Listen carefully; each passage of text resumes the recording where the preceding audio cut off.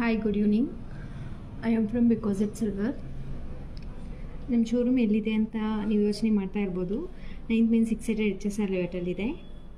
Exact location ಇಲ್ಲ ಅಂದರೆ Shobha super market ಇದೆ. ಶೋಭಾ ಸೂಪರ್ ಮಾರ್ಕೆಟ್ ಆಪೋಸಿಟಲ್ಲೇ ಇದೆ ಬಿಕಾಸ್ ಇಟ್ಸ್ ಸಿಲ್ವರ್. ಇನ್ನು 2 ವೀಕ್ಸ್ ಅಷ್ಟೇ ಇದೆ ರಕ್ಷಾಬಂಧನ್ಗೆ.